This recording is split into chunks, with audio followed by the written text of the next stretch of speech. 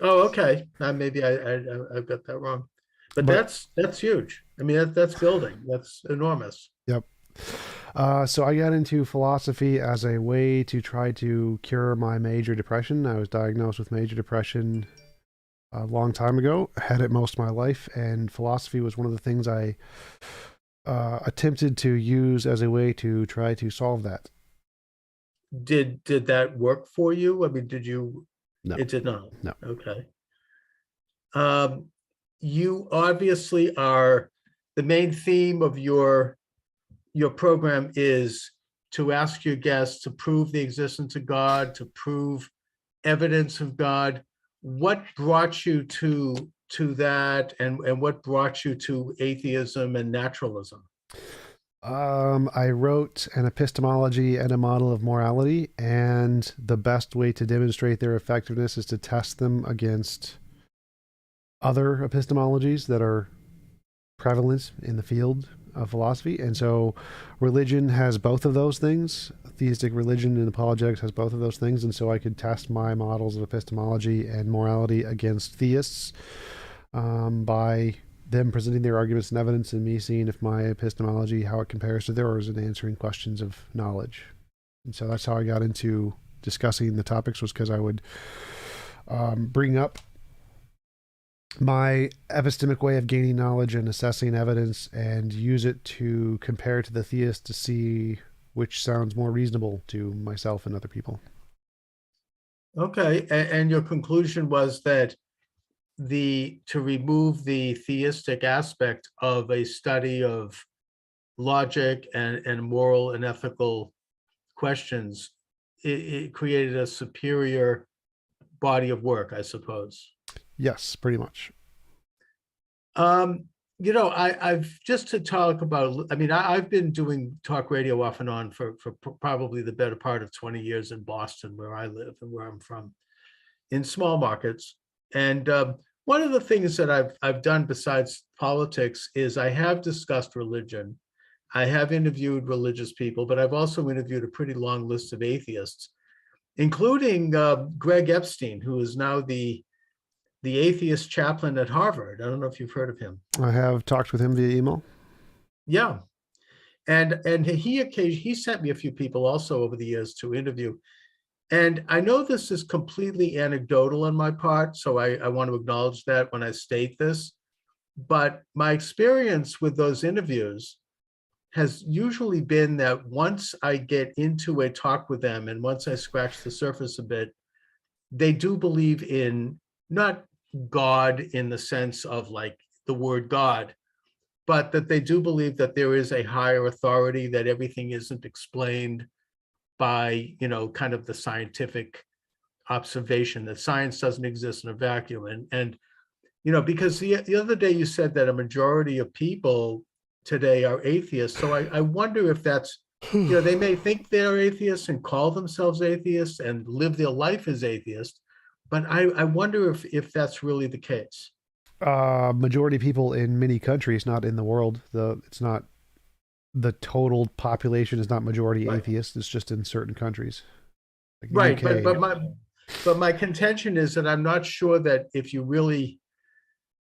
really did a canvassing of them and we really got into a discussion with them of their philosophy, whether or not they ultimately would be atheists, even if they didn't, even besides whether they'd admitted they were atheists, because ultimately most people do seem to, it seems to be almost baked into the human experience, human psyche, that we do believe that there is some kind of a supernatural authority that is beyond comprehension, that is beyond our ability to perceive what we can perceive in the natural world. Well, atheist just means you don't believe in a god. Doesn't mean you don't believe in anything. Like there are many spiritual atheists. That's a thing, Mhm. but believing in a higher authority can mean lots of things that don't include God. So atheism just means you don't believe in God. You can still believe in spirits and ghosts and magic and miracles. All kinds of things can exist without a God. There are definitely many atheists who believe in supernatural things, but just not God. And they're still genuinely atheists. Like genuinely atheist just means not God. Okay, how would you describe your belief? naturalism, physicalism, materialism. Do you believe in any of the spiritual elements you mentioned? No.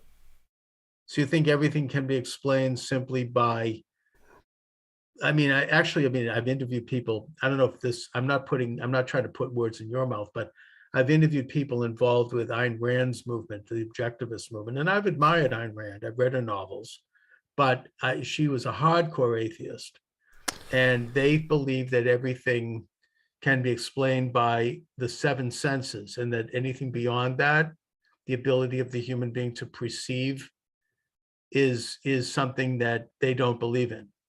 Would that describe your orientation in that way? No, I'm not a fan of Atlas Shrugged. Not really. I'm not a fan of the book, but I think there are six senses. I don't, maybe as like thought. Six. I'm sorry. It's like, which one is the seventh sense? What am I talking here. But the ESP, this extrasensory perception, but no, that's not what we're into. Yeah, so I would think that everything in the universe can probably be defined as physical stuff. I don't know about the senses. I don't really care about human senses and whether or not we can sense it. I mean, we obviously can't see things like neutrinos, but they're still there. So I don't really care about the human senses. I care about what can be described through novel testable predictions and interactions in reality, and that is mostly only confirmed to be things in science. Okay. It makes me think that the early 19th century had several philosophers, including Feuerbach, who called themselves materialists, and they influenced Karl Marx. And Feuerbach, I think his famous slogan was "You are what you eat," and that he believed that everything can be explained through matter, even thought and communication. Ultimately, even if you can't see it, is explainable in physical matter. Is that something that what are your thoughts about that? I really don't care about Karl Marx. I tend to look at more modern philosophers who are actually up to date on the current science and philosophy. Guys from back then really didn't know anything, so they're not really relevant or have any idea about reality in general. So Karl Marx is just not relevant today. Nothing he said is really important other than for political philosophy. Nothing like his actual philosophy doesn't. Well, I'm not really asking about Karl Marx. I'm asking about this materialist idea that emerged in the 19th century that held that everything can be explained by matter. Everything is even thought. Even like if you and I share a thought, or if you have a thought that is a response to my thought, that can be explained through matter. It's not something that's, we may not be able to see it, but it basically defines the universe. Well, that came a long time before Marx did. That came from like Plato and the different schools of empiricists and rationalists. But yes, I tend to think that we need some way to differentiate our imagination from reality, because all the things we imagine are usually not real. And the best way to do that is currently science. Science does, in fact, give us a way to differentiate, are things real or imaginary? And so far, the only things that have been demonstrated to be real are physical, naturalist stuff. Including thought, or Yes. Imagination is not real. It's physical. It's physical. It is real. So it has to literally be weighed. All right. So it has to have a physical explanation. Laws can literally be weighed. Thoughts. Thoughts. What about, well, that brings me to my next question, which is, what about abstract principles and axioms like, well, I mean, we could look at it biblically, but we could probably look at it from a secular standpoint as well. The things that basically make up a civic society. These are not physical things. They are, I would think, or correct me if I'm wrong, but they are emerged from experience over millennia of human societies in terms of what works and what doesn't work, where every society, even the most primitive, develops a code of morality and ethics. Does that, how do you think that is derived from? Is that a material thing, or is that something that? It's a material thing. So all ideas and concepts in the mind are patterns that we experienced and built in the mind, and we call those abstract things. They're just concepts that are physical things in the mind to describe things we interact with in the world. But yeah, it's all physical. Well, if those are abstract things that we construct in the mind, then why do we decide, for example, that murder is wrong, or that, various other basic functions of most societies? I mean, is that just is that a product of the mind? Is that like a false construction of the imagination, or is that something that can be described or found in terms of material? Well, I was talking about abstract things in general. Abstract things like logic, math, concepts, all of those are just things made up in the human mind to describe reality. Oh, I agree with you about math. Math is an abstract expression of real things. Yes. I mean, 1 and 1 is 2. It ultimately describes two entities that you're putting together next to each other to make from 1 to 2. So yeah, I mean, I get that. Certainly, we have in the soft sciences things that can basically reflect the physical world. But I'm talking about maybe more of a moral code. How do we determine, functions that make a society work? Is that something that exists in like hard nature, or is that something that emanates from the imagination? And if so, how do we know which is right? Well, yeah, what makes a society work is purely based on evolution. So it has nothing to do with morality. I think that there is an objective morality. Right now, all of the evidence that we have just says it's evolutionary. There's no evidence that there is an objective morality. It's just a hypothesis. But I think there is such a thing, because I think that the patterns in minds as they evolve and develop in the universe will all converge on very specific patterns. And so there's an emergent phenomenon of this thing called morality that is a result of some fundamental nature in the universe that causes minds and consciousnesses to develop with this particular moral pattern. So I think there's an objective morality. There's no proof of this. It's just a hypothesis. All the evidence indicates it's just evolutionary physical stuff right now. But I think in the future we will discover that this pattern is consistent across the universe. But yeah, it's still all just physical stuff. Right. Although, I mean, so we don't necessarily agree in terms of what that is. Maybe, because I would probably agree with you that the human experience from the beginning, however it happened, whether it be Adam and Eve, or whether it be that we somehow sprung out of a warm pond, that we are developing consciousness and we are able to discover and discern principles that do tend to dictate the better way to live. And whether those things come from a creator of the universe, or they're just out there somehow eternally, and they just came out of who knows what, that they do exist, and that they are objective, and that they are outside of human manipulation, that they are something that we can discover, that are principles that are real. Yeah. Yep. I would agree with that there are, it's just there are objective features of the reality that we can discover that are independent of our subjective experience. Sure. Oh, okay, but we don't necessarily agree in terms of what those are. Yeah, I don't think there's any reason to think there's any non-physical spiritual realm at all. Well, we are talking about a non-physical realm when we talk about these principles, because they're ideas, they're not physical realms, right? I mean, a concept is not a physical realm. It is I understand that as we were saying, math is an abstract expression of a physical realm, but things like moral codes are not. I mean, it's not, they're simply ideas that exist or not.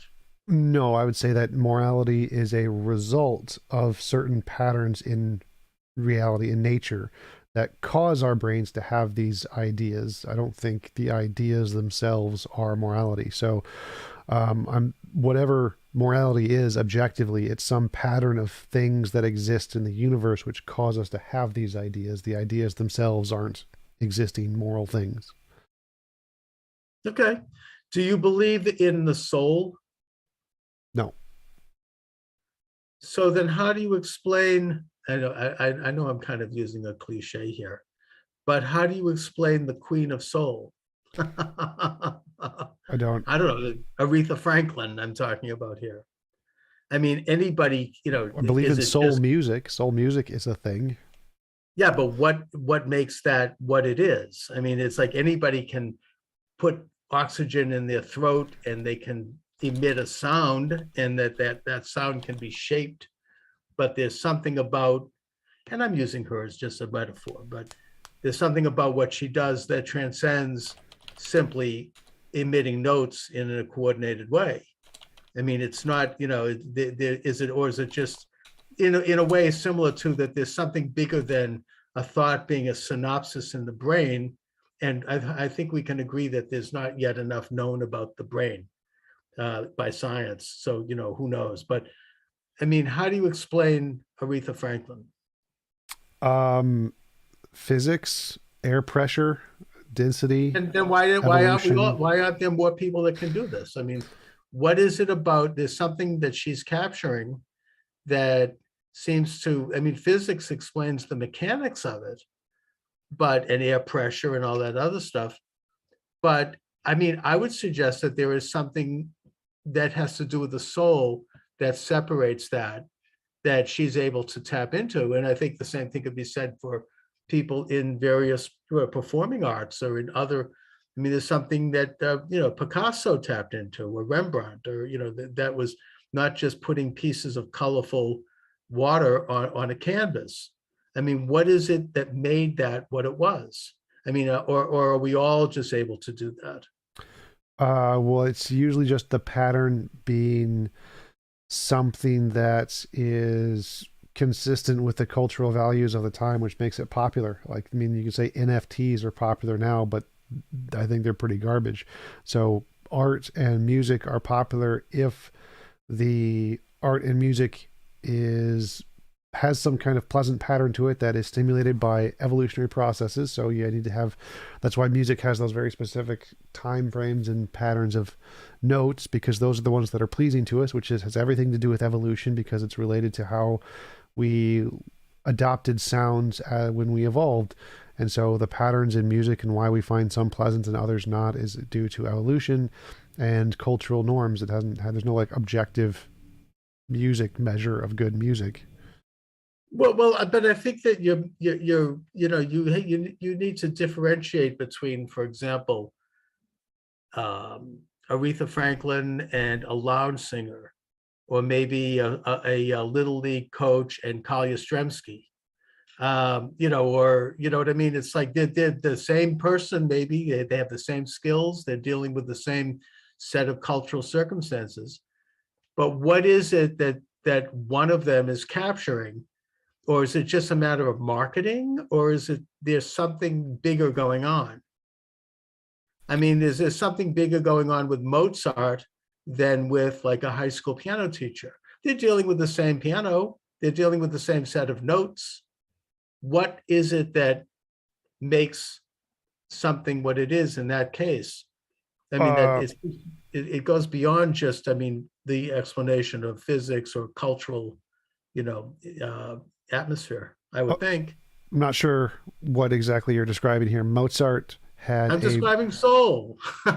yeah, again, so I'm still not sure what you're describing. Mozart had most likely autism, and so people with autism have an ability and aptitude for finding patterns in things. And so the fact that people with autism are very, very good at finding patterns and creating things like Mozart symphonies and whatever is pretty common. That's why there are many people with autism in very high levels of power and arts and any kind of field like that, because they're very good at creating patterns that other people don't normally see. And so that's true of any field. There's nothing special there. It's just they find really interesting patterns that match. Well, I mean, there are a lot of people who are autistic, and and yes, I would think autism might have been, served as a benefit, but it doesn't get to what the accomplishment there. I mean, that's in my opinion. I mean, there's, otherwise we'd have millions of Mozarts. We do. Because a lot of people have autism. We do have millions of Mozarts. No, I disagree. There was only one Mozart, and he did something very unique. And the same thing with other artists who were able to do something that stood out. And I would argue that something is soul. I want to ask you also about, we talked about evolution. You mentioned that after we went back and forth a bit, that you believed that man evolved from the ape. Is that right? Or did I have that wrong? Yep. We are apes. We literally are apes. Okay, so that brings me, because I wasn't swift enough. Maybe I'm getting old here, but I didn't follow that up. So I'm really happy to have you here so I can now follow this up because I've had a chance to think about it. If we are, if you take this theory of evolution, and that we evolved from apes, do you believe that this happened simultaneously, like in a one gigantic leap, where boom, all of a sudden out emerged Homo sapien? Or do you believe, and I would think this would be more consistent with the Darwinian idea and the modern evolutionary idea and science, if this is true, that we are at different levels of evolution. Like, for example, groups of people in one region might either be more or less evolved than people in another region. Because after all, evolution is the theory of breeding, and people might have better breeding or better, what Darwin called random selection in one area as opposed to another. So was it simultaneous, or are we at different levels of evolution? Well, there aren't like higher or lower levels, but we are definitely at different amounts of genetic diversity. That is definitely a thing. And so some groups have longer legs and shorter legs and bigger muscles and shorter muscles, and some have an aptitude for more intellectual things and some have an aptitude for more physical things. There's different groups have different amounts or changes of genetic diversity, which give them greater or lesser aptitudes in many different things. There are some groups who can breathe underwater for several hours or hold their breath underwater for several hours, where others can't. Some have greater bone density. There's all kinds of different groups of humans with different genetic evolutionary traits that other groups don't have. Do you think that transcends to intellectual development? Yes, that is definitely going to be the case. Your brain is also a result of genes, and so yes, there is a selection process for intelligence and intellectual factors, so there are going to be differences in groups between intellectual things as a result of genes. Yes. So you believe that one group could be smarter than another group due to evolution? Necessarily, it's going to be the case that just like if you take any two people and ask which is smarter, one is going to be smarter than the other. If you take any two groups of people and ask which is smarter, one is going to be smarter than the other. It's just how reality works. Reality is not perfectly fair. It doesn't make everyone exactly the same intelligence. No, it doesn't. But I have to say that I really reject this idea that one group has more intellectual capacity than another. And I would point to in that, and maybe this is an old-fashioned example, but Darwin's partner in evolution back then was William Wallace, who kind of has dropped out of sight because Darwin and Wallace had a falling out. But Wallace did an experiment where he brought a Jivaro tribesman from Indonesia, a young man, I think he was like a child actually, to Great Britain, where he was brought up by a British family, and he ended up attending Cambridge University, and he became fully intellectually the equal of any British, in fact, probably more intellectual than the average British citizen at the time. And yet he came from this tribe that one might think is less intelligent, maybe less evolved. And his claim was that this proved that this is not the case, that anyone has a level of intelligence that's better or worse, but as individuals, based upon their environment, based upon their education, it's not a genetic thing. It's not something that they're inherently at a level of evolution. And I think that this goes to the fact that whether, look, if we can accept the theory of evolution, then we would have to say that this happened spontaneously, that man emerged from the ape equally. And then, of course, on a religious standpoint, it gets into the principle that all men are created equal, which is what Thomas Jefferson said in the Declaration of Independence, and which he derived from the book of Genesis, which said that men and women are created in the image of God, and thus we are equal, not in terms of skill, not in terms of aptitudes, which are unique, or circumstance, but we are equal. as in terms of literally, in terms of we're born equal, we die equal, we have an equal soul. So, in a way, I mean, it's either we're equal, which is the principle of the Declaration of Independence, or we're at different rungs of an evolutionary chain. Some are more equal than others. In other words, we're not equal in that sense. Yeah, I don't think anybody thinks we're equal. That's not a thing. Down syndrome is a thing. We know for a fact that genes do affect your intelligence, and we know for a fact that some groups typically have higher IQs or higher intelligences than others. The fact that the average is pretty close to the same, it's not like a huge difference. It's because of evolution. We all have like the same general height. We all have 2 lungs. We all have a heart. Like the average is about the same, but there are differences, and some are generally higher than others. That's why Ashkenazi Jews have a disproportionate number of Nobel Prizes.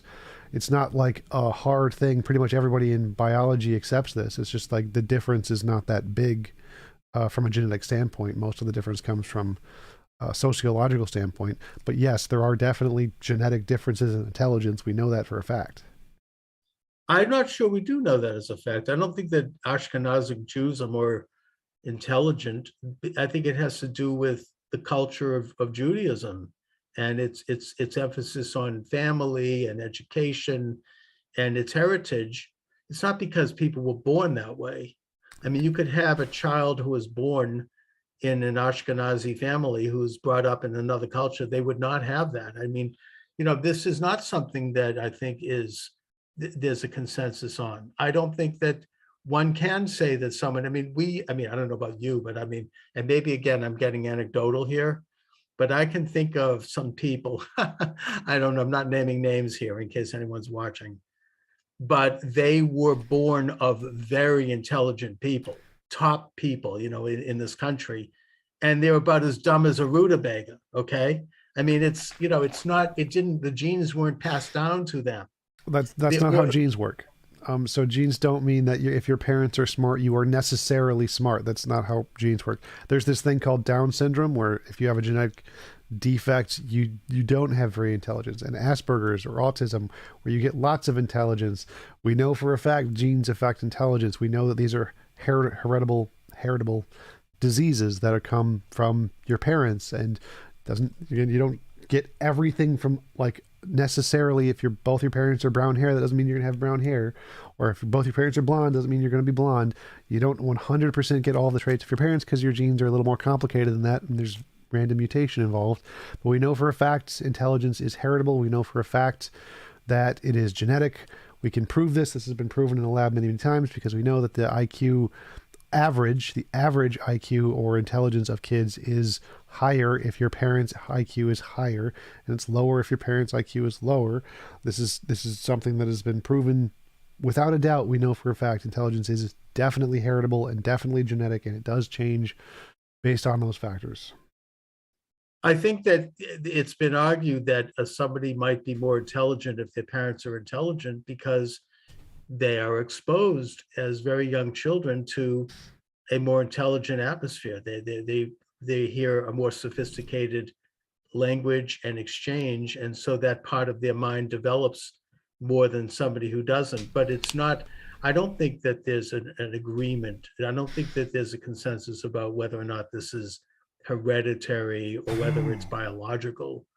And there's definitely a consensus. They've done twin studies and adoption studies where kids who had more or less intelligent parents were adopted by other parents who are either more or less intelligent, and mostly the effect is genetic. It doesn't change based on your society. Your intellect level is not affected by that. It is affected by malnutrition. Like if you have lower malnutrition, you have a lower intelligence. But overall, your genes have a profound effect on your intellectual level, and they have done many twin studies where twins were one was raised by their parents and one was adopted by somebody else or mixed up at birth or whatever. Right. And they can show that the intellectual level is the same on both because of their genes, even though they had vastly different sociological levels. We know for a fact it is definitely affected. No, I've heard about the twin studies. I mean, in fact, scientist Yosef Mengele did a lot of those studies. But I would only note that all that proves is that twins who both were shared an embryo, and they shared a mother, I mean, of course they're going to be similar. That doesn't, I mean, to me, that's like, I mean, I've heard this discussed from different sides. It's, obviously they're going to share, such closeness, whether or not they're brought up together, because they literally are of the same DNA. I mean, they come from the same womb. I mean, they come from the same, embryo. But look, maybe I'm bringing up here more of a philosophical point. And by the way, a Down syndrome person, as you mentioned, I mean, not that autism is equivalent, but they can have a very highly developed part of their mind. I mean, I seem to recall, it was 60 Minutes did a thing on this where they had this young Down syndrome kid playing this incredible, piece of a piano concerto, or somebody who is, like somebody who's blind, or they're missing a facility. They can have a more developed facility in another area because they're compensating. I mean, Stevie Wonder comes to mind, or Ray Charles. So I don't know if that, I'm not sure that's so cut and dried.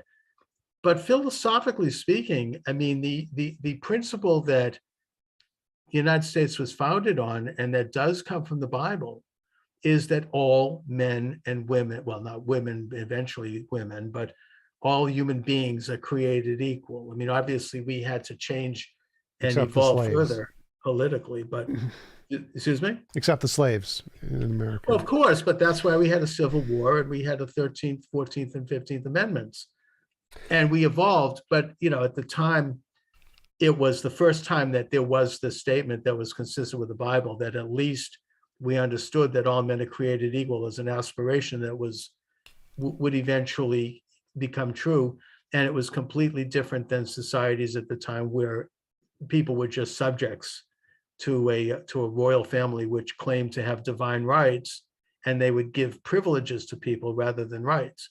So, the American conception there, politically and philosophically, I think was an acknowledgement of the biblical idea more so than any society at that point.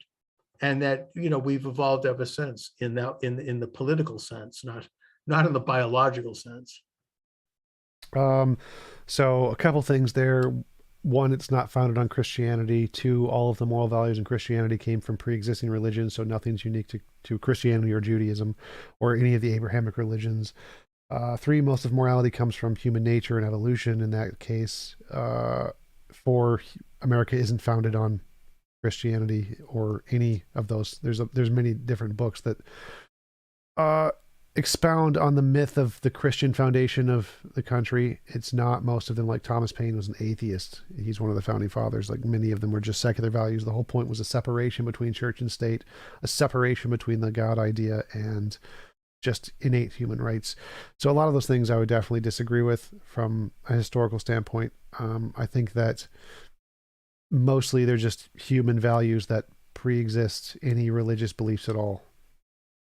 Well, I agree with that. I mean, it's not that Christianity or Judaism created those things. They simply discovered those things early on, and the result was that they moved civilization forward, whereas those things had not been understood. I mean, Frederick Engels talks about humanity being involved with primitive socialism.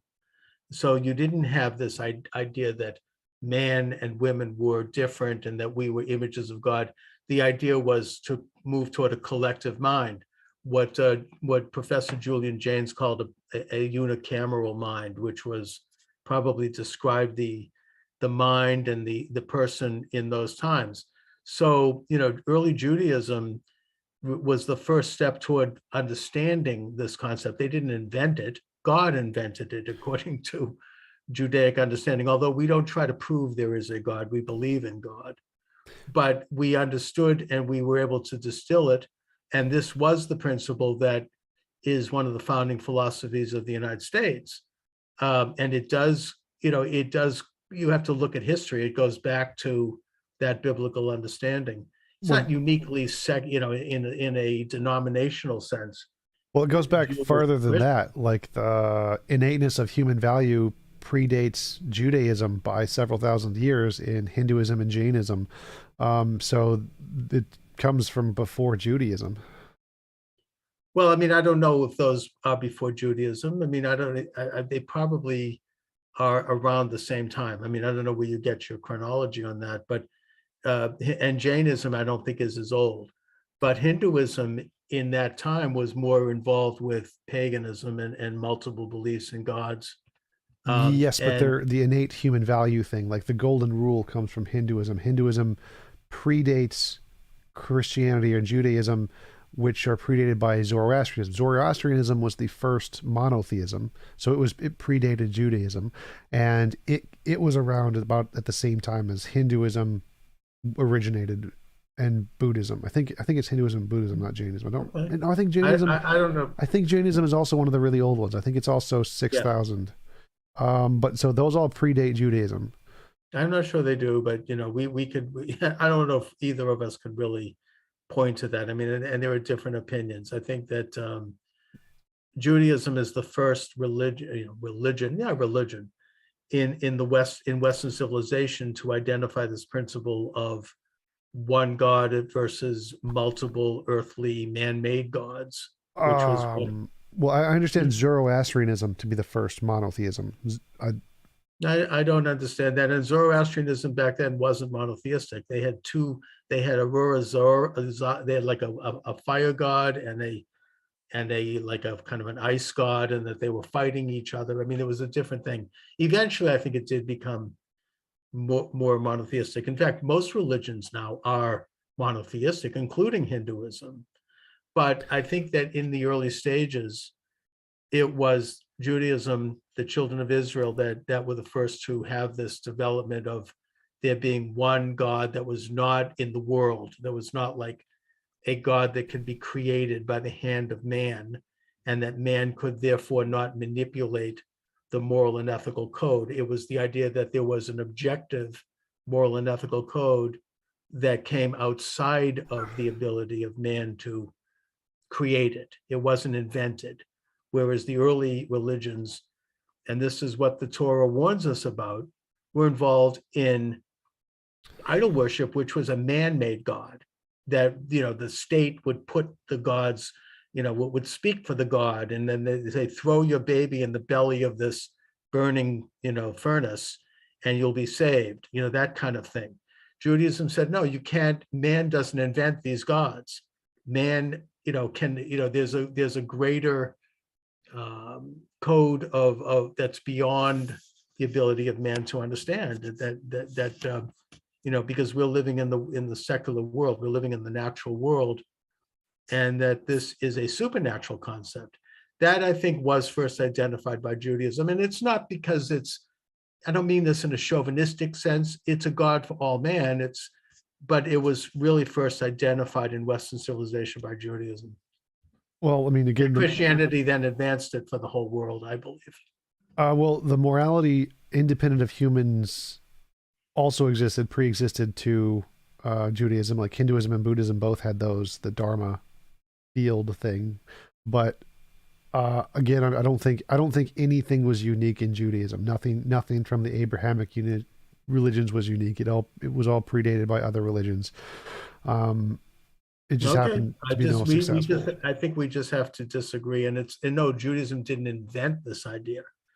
They identified it, and thus they embraced it, and they had all the struggles with the embrace and all of the temptations of the idol worshiping that was going on around them, and the earthly tendency to want to create a utopia on earth by the hand of man, which seems to be what happens oftentimes when you take away the belief in God. Well, that's literally a thing it says in the Bible, that Jesus will do that. The Messiah will do that in both Judaism and Christianity, that he will come down with a sword and there'll be peace on earth. It literally it says that. So all gods are man-made, and they all have the same thing of wanting to try to create a heaven on earth by their own religious tenets. That's kind of a theme in all religions. But it's not supposed to be created. Look, it's not supposed to be created by the hand of man. we are waiting for a divine event to do that. And in the case of Judaism, the model is that we have a covenant with God that was basically devised at Sinai. The model for Christianity is that they have a personal relationship with God through Jesus as being the intercessor, but it's not the man, it's not the Christian or the Jew that is supposed to implement this utopia on earth. That's where you have a rejection of God. Now, that doesn't mean that this earthly idea of creating utopias doesn't seep into religions. I think it seeps a little bit more, frankly, into Islam than it does into Judaism and Christianity, because Islam has a militant side where the man is commanded to physically conquer the world and make the world submit. Whereas, again, with Christianity, it's a personal relationship. Now, having said that, that doesn't mean that, more in the case of Christianity, they haven't gone out and conquered people and they haven't tried to force people. But when they do that, it's sort of runs at variance with the basic belief and the doctrine. It's an exception. It's a moving away from this idea, and it's moving toward a more man-made understanding, which is that man can create a perfected world on earth through force and through utopian, because he's superior, because he's intellectually, you have a clique of people who believe that they're intellectually superior and that they have some kind of a right to do this in order to make a better world. That's something that's a rejection of the God principle. Well, I think it's interesting that you think the God principle is that we should sit around and wait for someone else to solve our problems. I think that it's a better idea to try to actually do it ourselves and not wait for non-human things to come from space and solve our problems, essentially. But I don't. Well, who decides how to do that then, Tom? I mean, yes, I think we can make a better world by, trying to understand these greater principles and not by using force. So if you're going to tell me that man should create the better world, what right do you have to do that if your vision of the better world isn't shared by me? Well, we can establish what a better world is independent of your opinion. Like, your opinion doesn't matter. Whether or not you agree doesn't really matter. We can pretty much agree that humans and consciousness has value, and hurting them without need is bad, and so we should do that as least as possible. And so the perfect world is one where it's impossible to force anyone to do anything they don't consent to, and we can build that world. And then if you want to have different rules for your world than mine, that's fine. Just no one has to be a part of your world or your house or whatever. No, look at, I mean, I find when you say that, I actually agree with that principle, but only in the sense that I come at it from the understanding that, given the fact that the human being is not God, and we can't know all of the truths of the universe, we're imperfect beings, we're images of God. And as such, we don't have the right to decide what our neighbors should do. I mean, we have a right to set up governments so that we can be free to live our life and control our own destiny, but within a structure by which we don't hurt our neighbors. So I don't know. I mean, I think we're in agreement, but maybe with a little bit of a different orientation on that. Well, sort of. So I would say that we humans can create the best of all possible worlds, which is one where it's impossible to force anyone to do anything they don't consent to. So you can have your house or your country, whatever, and set it up with whatever rules you think is appropriate. And then other people can set up their house with whatever rules they think is appropriate. And people can choose to be a part of whatever community they think is the one they like. And as long as they're able to actually move there, will pay for their trips or whatever, then that's fine. So I think that we can create that world where it's literally impossible to force anyone to do anything they don't consent to. I think that's a thing humans will be able to accomplish in future. I actually agree with that. I mean, I don't think that contradicts belief in God, but I agree with that. And I think that, however, we set up governments so that it can arbitrate conflict, which comes up every so often between conflicting interests, right? I mean, that's fine too. Nobody's going to have absolute, no one's going to be like their own feudal prince and they can just do anything. You have to live in a community, and sometimes you have to not get certain things because it conflicts with the rights of other people. So yeah, I mean, that sounds very much like, in the ballpark of like what Ayn Rand talked about. This is very objectivist. And I actually kind of agree with that, although I do think that there is a spiritual component to it. It's not just simply a matter of, me being a free person and you being a free person. Sure. But yeah, I think we can do this without any God intervention. We can just do it as humans. That would be probably the disagreement. No, I don't claim that I know that God's going to intervene. That's something that only God knows. I think it's possible, but to me, to claim that God's intervening, that gets into a paganistic thing because we don't know this. In a way, I don't know if I mentioned it last time, but my understanding, and again, I'm not a rabbi, I'm not a Jewish expert, but Judaism tells me that we can't prove that there's a God, but we believe in God. We declare that there's a God because we believe that man is more than just a bag of bones and that there is some greater purpose. But we don't come around and speak for God. We're not saying, well, we have to, we may want to talk about it in our own communities, but we're not using force to do that. That's something that in a way is anathema to I think to certainly the Jewish ideal, not necessarily anathema to other religions. Cool. So anyhow. Oh, someone in my chat asked, who is the person in the poster in your background? Oh, that's a painting of Trump. Ah, got it. Kind of from the lighting looks like a composer from the 1800s kind of a thing. Well, he's wearing kind of like a neckwear that might be like an 18th century poster. No, I'm a huge admirer of Trump. I mean, it's I think that he's like in a way the anti-authoritarian figure, which is why I admire him. But what are some of your? I would disagree. I think he's more authoritarian than most, but. Oh, I don't think so at all. I mean, thank goodness he wasn't. I mean, if we had anyone else president during this horrible pandemic, I mean, we would have. I remember people like de Blasio and Cuomo, they were calling for martial law. They were calling for the army to come out. Trump was very conservative in that. He basically allowed the states to handle their own affairs with federal aid and backup. But, he governed very conservatively. He wasn't, he didn't resort to, the typical authoritarian approach, except in very rare situations. It was, so I don't think there's any evidence that was in any way authoritarian at all. Quite the opposite. He wanted to return power to the people, at least in principle. Well, I would say his attempts to overthrow the election would be a pretty good authoritarian example of changing policies without going through Congress, and many of the different policies he tries to enact were pretty authoritarian. But well, look, slightly different topic.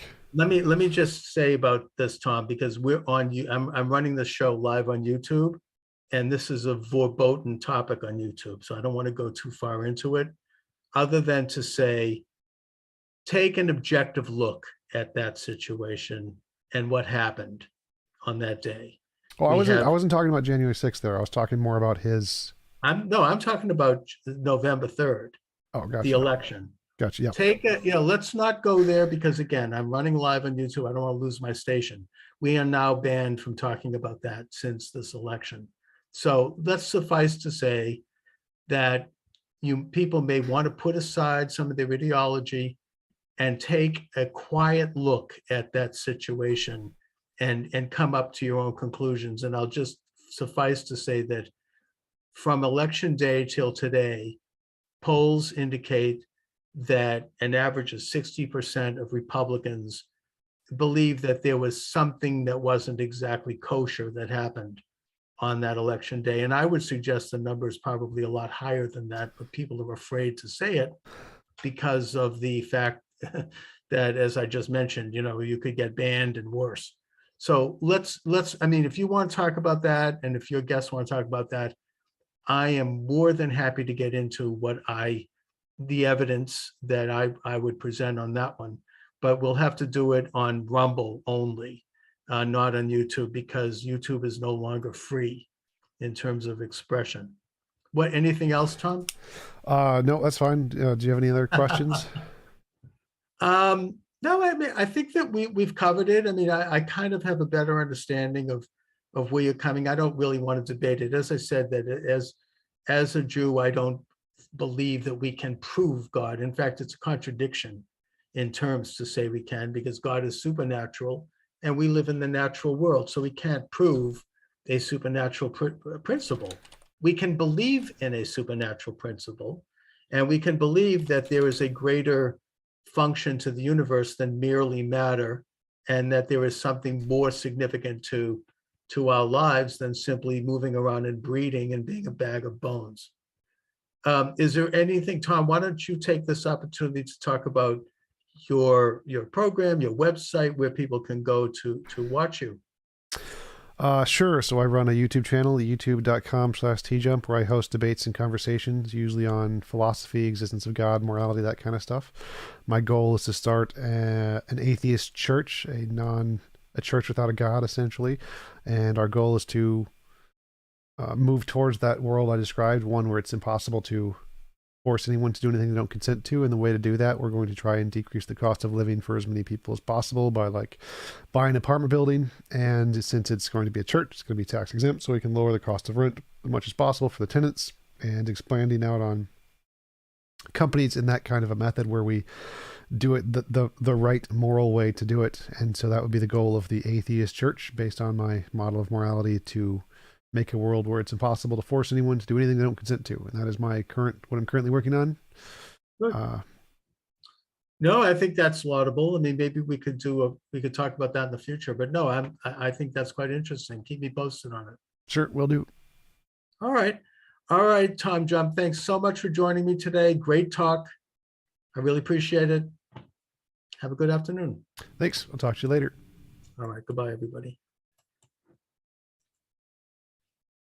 Record.